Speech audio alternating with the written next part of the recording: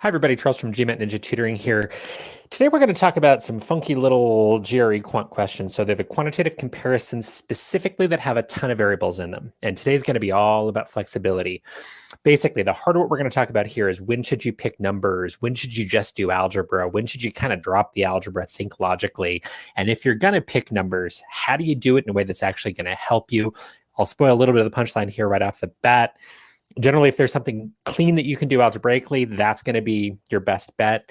If that's not working out very efficiently, you want to try to think logically. Number picking in general is going to be your last resort. That's not to say that there aren't questions where it's going to help you a ton, because of course there are. But if you're going to pick numbers, we want to make sure that you're doing it wisely, strategically. If you just start picking random numbers, bad things will happen. So what we're going to do today, I'm going to take you through 9 questions, varying in difficulty quite a bit. So it's a little bit different than some of the videos we have where we kind of start you with the basics, move you up into harder things. I'm not sure that any of these questions are that much harder than another.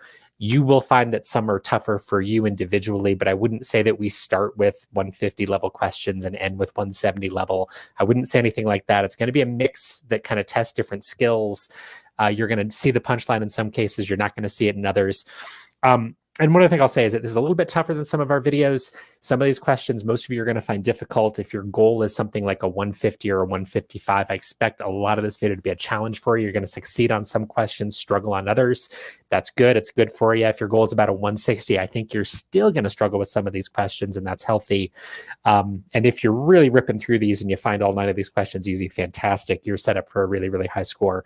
So going to be a little bit more of a challenge, a little bit more variety in this video. And again, we're going to be going after flexibility, different algebraic tools that can help you on the quantitative comparisons, and how to blend these 3 tools in smart ways. All right, so let's get started. First question coming at you. Give you a couple minutes to take a shot at this one.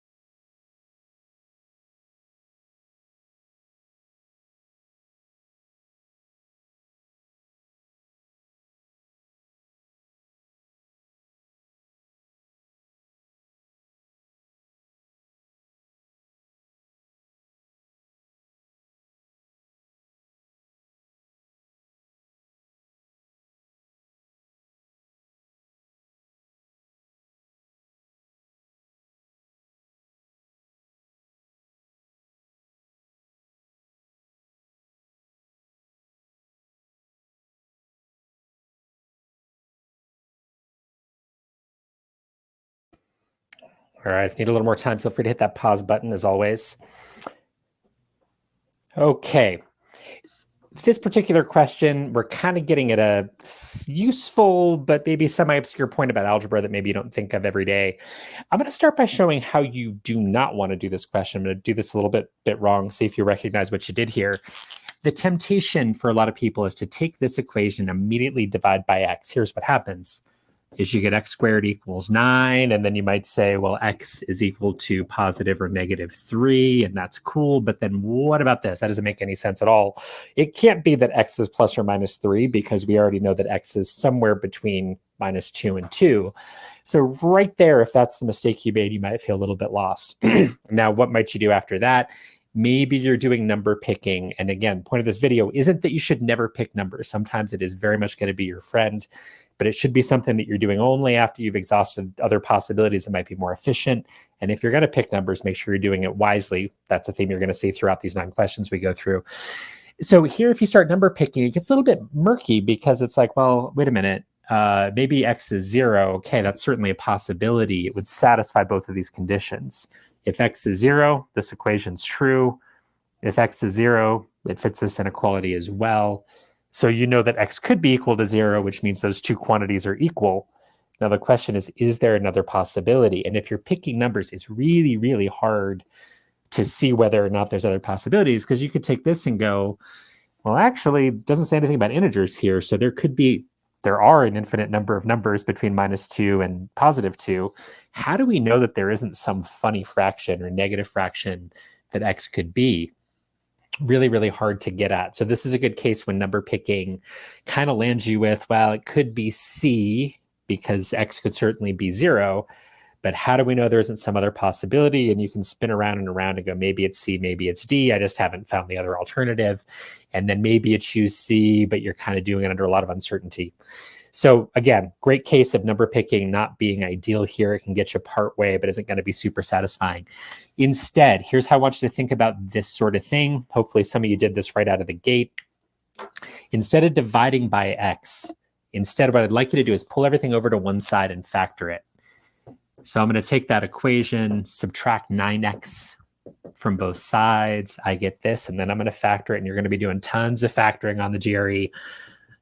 X times x squared minus 9 equals 0. X can factor this one more time. X minus 3 equals 0. So we get three possible values here. X could be 0, x could be -3, and x could be 3.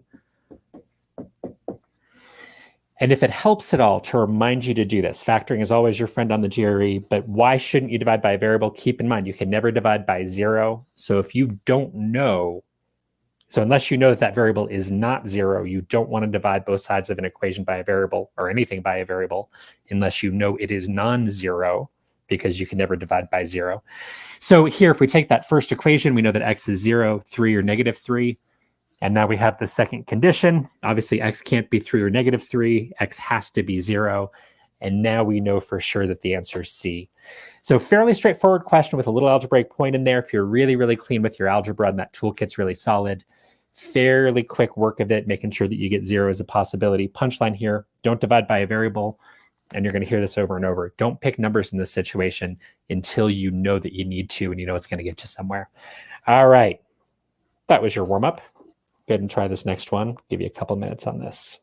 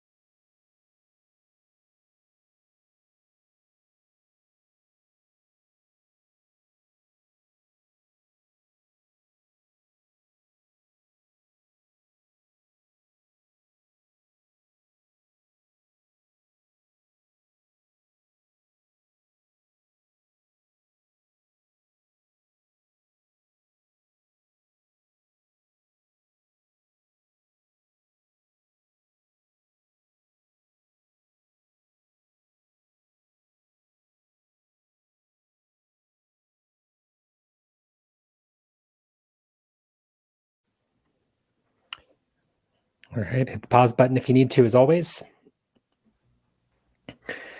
Okay, so fairly obvious, hopefully, a general principle of doing quantitative comparisons and doing them well. When you get something like this, you always want to try to make those look as comparable as you possibly can. Again, that's our layer of algebra. Maybe we're going to have to do other stuff. Maybe number picking is going to work for us. Maybe we have to kind of think logically instead of just doing algebra. That's fine, but job number one is anything you can do to make these look comparable is going to be a good thing for you. Now, related here, you're always looking on the GRE, you're always looking to find the easiest way to do things. So you start going down one road, stay a little bit critical and go, wait a minute, is this a pain in the butt? Is there a better way? Now, first time I saw this problem, my first instinct was, all right, let me just isolate the x. I see that I got an x here or y there. There's some fractions. That's fine. Let me isolate the x, see what happens. I'm going to multiply both sides of this equation by 6. And I get y over 18 times 6. We can reduce these, get a 3 there. So we get x equals y over 3. Now, I could go punch this in over here. And then I kind of get a fraction inside a fraction. That's fine. We can get through that. It's okay. But if this is my first thought, it's like, it sounds like kind of a pain in the butt. What I'd prefer to see here is notice that if we multiply both sides by 18 instead and isolate the y, our lives are going to be a little bit easier.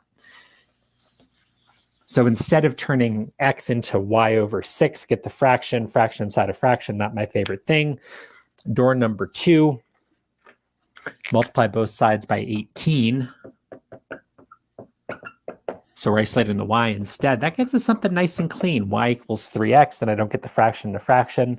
Great thing. So what do we get out of quantity A? We can leave that the way it is because we're going to get everything in terms of x. What do we get over here? Well, we get 3x plus 4 over 9. Now, what else can I do to make these two things comparable? If I look at this, I say, well, what if I split these into two separate little fractions? I can do that with quantity A as well, pull them over here. So here's A again. I get x over 3 plus 2/3. What do I get for quantity B? The reason I'm tempted to split this apart is I notice that I've got a 3 there and a 9 there. I would love to cancel them out, but that 4 is not a multiple of 3, so I can split this into two fractions and at least streamline this one. So I get 3x over 9 plus 4 over 9. And now watch what happens. We can cancel right here. And now these look an awful lot alike. That 3 goes, that turns into a 3. Now, what's our only difference between these two? We've got x plus 3 in both quantity A and quantity B. We've got 2/3 here, 4/9 here. 2/3 is bigger than 4/9. So that means quantity A must be bigger. And there's our answer, A. So again, just a little algebraic thing, being aware that you can split these fractions up, and just making sure that you're really fighting for the easiest way to do things and to try to make sure that these are as comparable looking as you can. All right. Question number 3 coming at you now. We'll give you a couple of minutes on this one.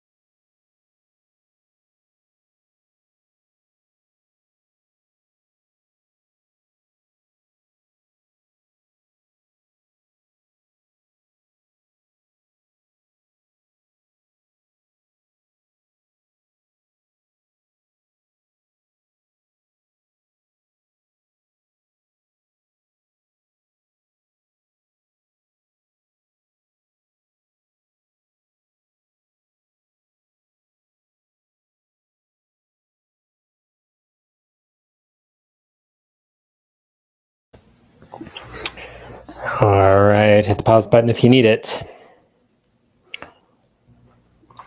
Okay, small tweak from the previous question. Instead of 90R, we've got 30R over here. Really just wanted to emphasize one extra little pitfall potentially of picking numbers again. Sometimes picking numbers is wonderful. What you want to be really, really careful of if you're going to go down that road is make sure you're not making assumptions about what the question says. Here it says that R is greater than 2. We don't know anything else. We don't know if they're integers. So we could have a fraction here. It could be 2.001. Who knows? Now, our instincts when we pick numbers to pick nice, clean integers. And here you'll notice that they kind of keep leading us in the same direction. So if R is 3, we get a 90 here. Let me get that in a different color. We get 90, we get 120, we get 150, we get 180. A is bigger in every single case. And if anything, that gap seems to be widening. All right, well, what if we go for another big number? Let's get our 102 in here again. So we get 12,000 here. And 30 times 102, I believe we get 3,060. They give you a calculator on the GRE, so don't try to do that in your head unless you have to. Okay, no matter what, it seems like we're getting a bigger value for A. Now, again, logically, does that mean because we picked the wrong numbers? Or does that mean that this is correct and it's always A? What if there's some number lurking where B is going to be bigger? How do we go about finding it when we pick numbers? That's the challenge of picking numbers, why you shouldn't over-rely on it unless you absolutely have to. Let's go back to our algebraic way of going about this. And let's see if that leads us somewhere different. So once again, I can expand this out. I get 120R minus 240. Now what's different? It's just the 90R here minus the 240. So again, I can write it so that that difference is obvious if I want to. 90R plus 30R minus 240. This is the only part that's different. The 30R is in both A and B. The question is this bigger or smaller than 0? Is this going to make A bigger, make B bigger? Now, here's the thing. Hopefully, you can apply a little bit of logic here and kind of think through the numbers and go, well, wait a minute. If R is just a tiny, tiny bit bigger than 2, you're getting a negative number here. So if R, for example, is 2.1, you can punch that in your calculator if you'd like, or 2.2 or 2.001, or just using logic and saying, well, if R is exactly 2, this is 180 minus 240. It's negative. Now, R can't be exactly 2, but it can be tiny, tiny, tiny, tiny bit bigger than 2, infinitesimally bigger than 2. So this can get really, really, really close to 180. So logically, you kind of land on this possibility that this 90R minus 240 is negative, which makes A smaller than B. Obviously, really easy to recognize that this could also be bigger than B if R is a big number, certainly. But it's that gap between 2 and 3, if you get some non-integer between 2 and 3, that's where you get a value where A could be smaller than B.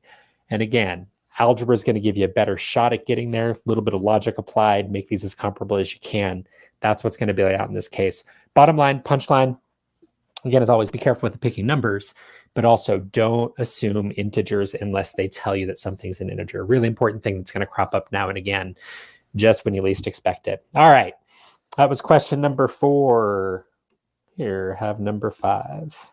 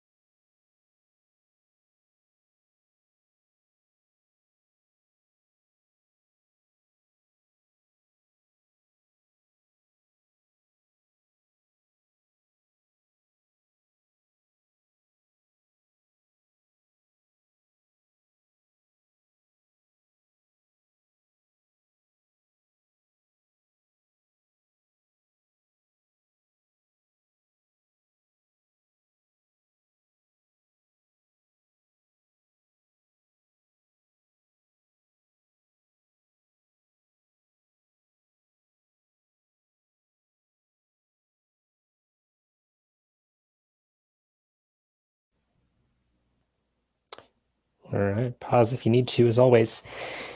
Okay, fairly straightforward question. Lots of ways to answer this one. Lots of ways to answer it correctly. You could probably pick numbers, and that's going to be pretty good. Might not be the most efficient, but can work out for you pretty nicely here. You could start out with just a little bit of logic and maybe get there. Personally, I find that hard because I can sit here and go, well, wait a minute. I know P is bigger than Q, but quantity A, I'm dividing P by a fairly big number. And then in quantity B, I'm dividing Q by a smaller one. So I guess it depends on just how much bigger Q is or P is than Q. And now my brain kind of. So maybe you can just get there with the logic. Boom, you're done really quickly. If you can do that, good for you. I don't totally trust that here. I think it's just hard enough to kind of think through it with the fractions. That's tough. So this is all about being really nice to yourself. So we talk about make those two quantities as comparable as you can on these. What I'm going to do here is I'm going to multiply both quantity A and quantity B by 20. And why can I do that? I certainly don't want to multiply just one of them by 20, but if I multiply both of these by the same positive number, nothing weird is going to happen. Just like if you took an inequality, multiply both sides by 20, it's not going to change the direction of the sign no matter what. Here, I know that if I multiply A and B by 20, doesn't matter if P and Q are negative, 0, positive, whatever, it's not going to change the outcome as long as I do it to both quantities. So multiply by 20 here, I just get P. Multiply by 20 here, I get 10Q. Now I've been nice to myself, easier to think about it. Now I can just apply a little bit of logic and go, well, is P bigger than 10Q? Well, I know that P is bigger than Q. Could it be bigger than 10Q? You bet. If that gap between P and Q is enormous, then it's possible for P to be bigger than 10Q. If that gap is really small, then it's certainly possible for 10 times Q to be bigger than P. So logically alone, I know that it's very, very possible that it could be A is bigger, could be B is bigger. I know my answer is D. Now, if you struggle to follow that logic, getting a little twisted around, I'm sure you're not alone. You could kind of go, wait a minute, I get the feeling that these could be different, and now thoughtfully pick numbers to prove that conjecture. So I might say, well, all right, if P is a whole lot bigger than Q, could this be bigger? Sure. What if P is 1,000 and Q is 1? Then obviously I get that A is bigger. And now what if we make them really close to P and Q really close together? So what if P is, let's say, 10?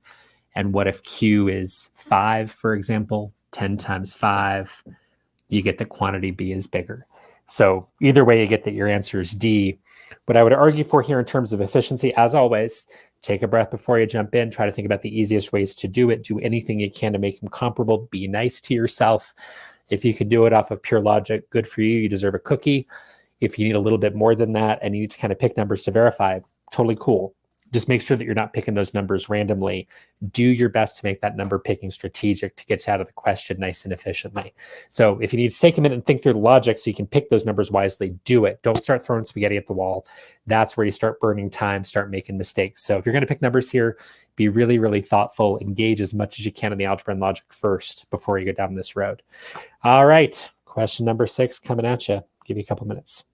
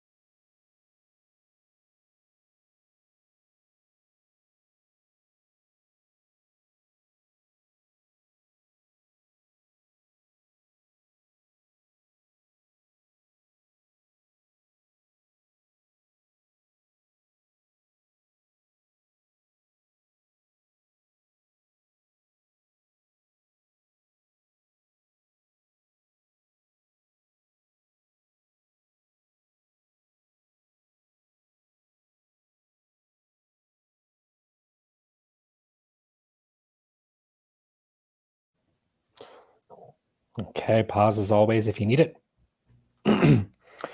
Okay, another one of those great little questions. Simple little algebra thing going on. If you can see it, it's part of why I brought this question up. You're going to find this question either super, super easy, or if you don't see the little thing you can do algebraically, it's going to be really, really tough. Maybe you can pick numbers and feel okay here, but I don't think it's going to be great. Instead, again, as always, I want to think algebra first, see if there's anything there that'll open this up. Can I make these two quantities comparable? I noticed the 2p in the denominators, I got a negative here. So what happens if I just multiply this quantity a by -1 over -1? I can do that, right? Because this is just 1. I'm not changing the value. I'm just making it look a little bit different. So what do I get? -1 times 2. I get -2. -1 times -p, get a positive p. And now my denominator is exactly what I want, 2p. Now all I have to think about is what's different here. So here I've got the -2. Denominators are the same. Numerators, the p is the same. I get a -2 here, +2 there. Pretty easy to see that quantity b is going to be the answer. B is always going to be bigger. B is your final answer here. Now, if you don't totally trust this, you want to go, well, what if p is some value? Well, notice that p is positive, so there's nothing weird that's going to happen with negatives or zeros. If you really, really wanted to, again, you could split this into two separate fractions if you want. I think it's unnecessary here. But if you're feeling uncertain about the logic, you could say, what if I push this a step further? No problem. So we get -2 over 2p plus p over 2p.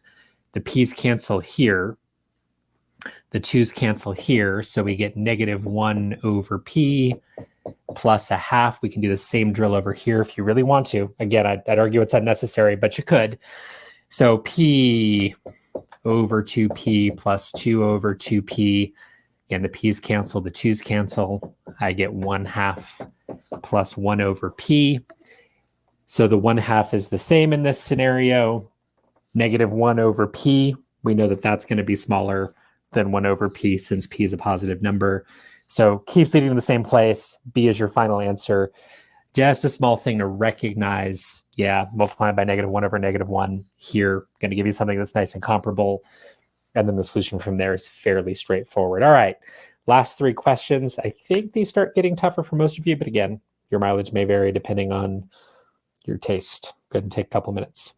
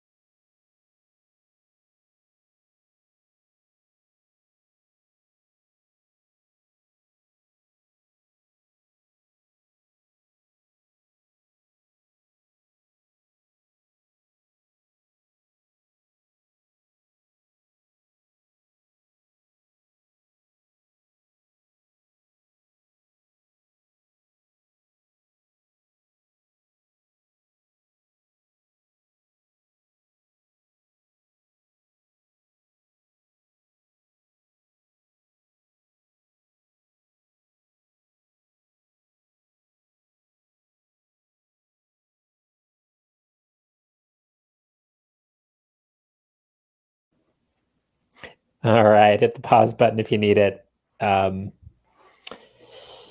Okay, for most of you, probably a little bit harder, I would say on average. And I want to kind of come back to this idea of a hierarchy, that you should always kind of try algebra first, see if there's an easy way for you to clean something up.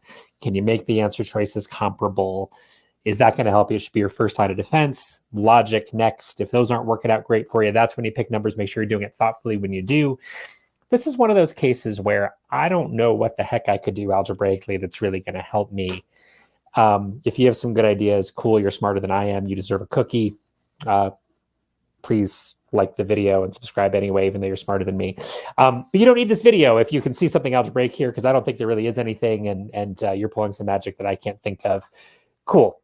Now, Can I do anything logically here?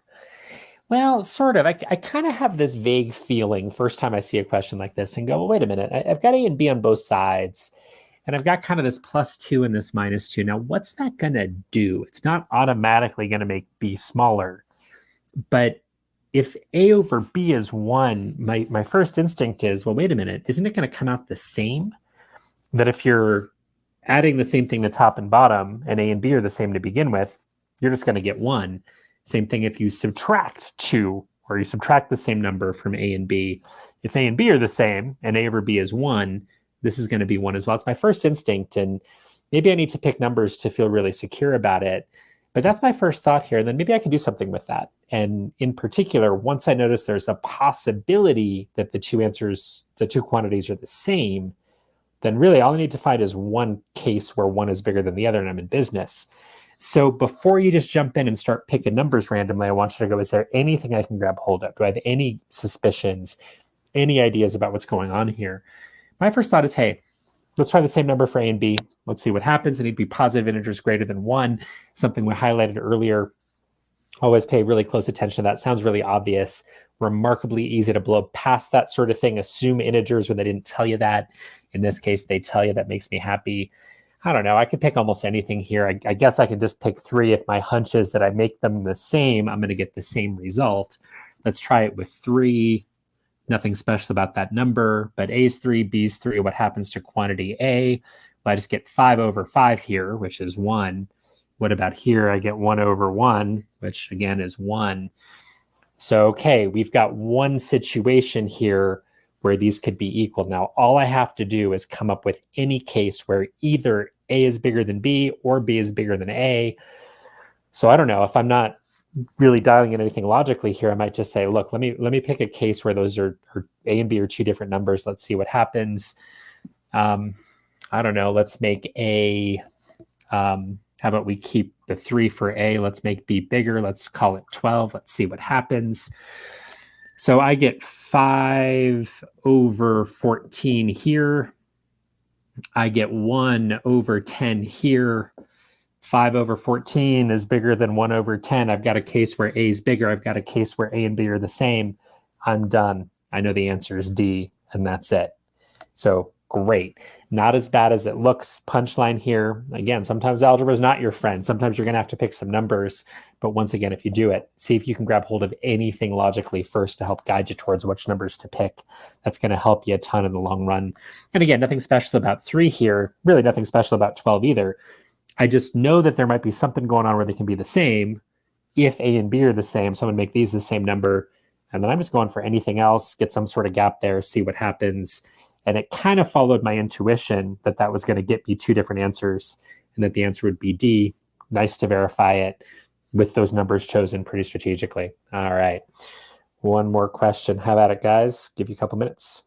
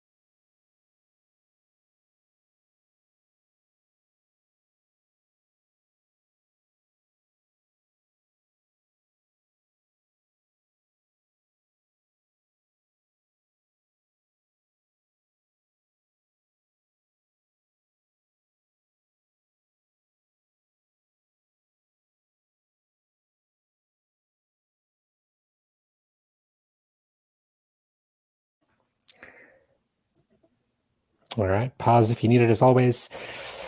Okay, this one, not super glamorous, not really about flexibility the way a lot of the ones in this video have been. This is more about just kind of a little algebraic point, comes up every once in a while on GRE questions. If you got this one wrong, no shame in it because this is something most people don't notice. All right, really obvious starting point here. I think for most people, you look at this and go, all right, I'm going to cross multiply, see if I can solve this equation in some way. So I get x times 2 minus x, just multiplying both sides by the 2 minus x. And that's going to be equal to 3 times that numerator, 3 times x minus 2. Hopefully this is going to clean up. 2x minus x squared equals 3x minus 6. Personally, I'd rather have this x squared be positive. So what I'm going to do is I'm going to shift everything over to the right side. I recognize that this is starting to look like a quadratic. So I like the positive version of this. I'm going to add x squared to both sides. I'm going to subtract 2x from both sides. That gives me a 0 here. I get my x squared here by adding the x squared to both sides. Subtract the 2x. 3x minus 2x, I just get a positive x minus 6. Great, nice clean quadratic. So I factor that, I get 0 equals x minus 2 times x plus 3. I almost screwed that up. Does that work out? Yep, I get the plus x there, the minus 6 there. I'm in business, so x is equal to either 2 or negative 3. Great. And the temptation here is to say, well, x can be either 2 or negative 3. Therefore, the answer is D. Careful, careful, careful. Very small thing. Again, doesn't come up a ton. We mentioned earlier, very first question, watch out when you're dividing by a variable, because if that variable is 0, you're committing a fundamental math sin. You can't divide by 0. So don't divide by a variable unless you know it's not 0. Now, that's not quite what's going on here, but I just want kind of embedded in your head, especially if you're going for a really high score here on Quant, that you can't divide by a 0. So what does this tell you here? You get that denominator with the 2 minus x. You know that x can't be 2. Ideally, you recognize that right out of the gate, that x can't be 2 because you can't divide by 0. Even if they don't tell you that, there's an occasional question where they're going to require you to recognize that on your own. X can't be 2. So that's not one of our values. It's got to be negative 3. So if x is negative 3, quantity A is negative 3, quantity B is 0, and quantity B has to be your answer. Really, really small thing. Just watch out for that. Make sure that whenever you're kind of getting multiple values here, especially on a quantitative comparison, just go, wait a minute, is that legit? Could that be an actual value? And just watch out for that whole business that you can't divide by a 0. Pops up every once in a while. Again, if you struggled on this, haven't seen it before, no worries. Shows up just enough that if you're going for a 160 plus, would love you to have that kind of towards the front of your head as you're doing algebra. Okay, one last question, and then we have finished everything. Enjoy.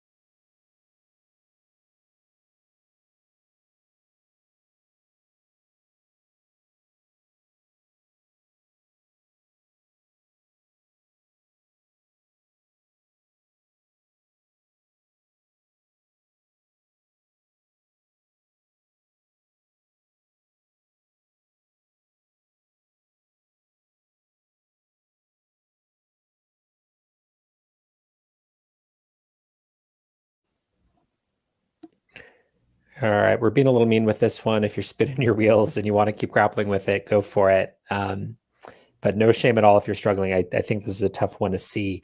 So really just want to finish up a little bit of a challenge. If your goal is a 160, even if your goal is a 160, 165, you struggled here, absolutely no shame in it. Part of why I brought up this question is, guys, it's about as hard as it gets. Can it get a little harder? Yeah, I suppose, but this is kind of where this style of question, these quantitative comparisons with variables, kind of top out. It's another kind of algebra challenge. I suppose you could go picking numbers. Should be pretty obvious right off the bat that that's going to be pretty painful for you. And we've got to do something else just because managing all these variables is going to be absolutely brutal. So, all right, I'm looking for anything I can do to make things comparable to try to simplify something. The only thing I've really got here is I'm looking at these denominators and going, well, all right, can I do something there to make these look comparable? Denominators are the same. What are our numerators? Well, I got the 5p here, 7p here. So what if I do the same little thing we did on a couple of the previous questions? And what if I kind of break this up a little bit? Again, really hard to see. I'm just going to rewrite this and say, now it's 5p plus 2p, just turning the 7p into a 5p plus 2p, minus the 3q over 2p minus 3q. Okay, now once again, I can split this into two fractions and let's see what it does for us. Maybe you're already seeing the punchline, but let's go ahead and break it up. So I get the 5p over 2p minus 3q over here. So 5p over 2p minus 3q plus, I'm going to take all this, stick that in a single fraction, 2p minus 3q over, oh, hey, look at this, 2p minus 3q. Well, we know that this thing is 7 because it tells us that right there. We know this thing is 1 because it's the same on the top and bottom. And we get 8, same as quantity B, and our answer is C. So again, learning to see those fractions, really nice skill to have. I'd call it an advanced skill for the GRE for most of you. Again, unless you're going for a perfect score for some reason, applying to a PhD in economics or finance or something. Chances are this is not going to be the thing that holds you back from a score that's going to make you happy, get you in your target program. But if you are really going for super, super high score and you enjoy the algebra challenge, very, very cool if you can get to a point where you can sort of see how to split up these fractions in ways that are useful. But again, no shame if you struggled on this a little bit. Okay, that's it for today. Hopefully that was useful for you. Again, most of you, if your goal is fairly modest, 150, a lot of these should have been a little bit tough for you. 160 still should have been the case that some of these are tough for you. If you found this video really, really easy, awesome. You are in fantastic shape. Go take a practice test, see how you feel. If there's one punchline I want to stick with you, again, number picking, certainly something you're going to use on the GRE. Just be really, really careful. Fight for that flexibility. Fight for easier ways to do things. Fight to make these look comparable before you start flinging numbers at the wall. You're going to save a ton of time in the process and get some of these tougher questions right. All right, if you enjoyed this, please hit that like button. Please subscribe. And thank you so much for watching, and we'll see you next time.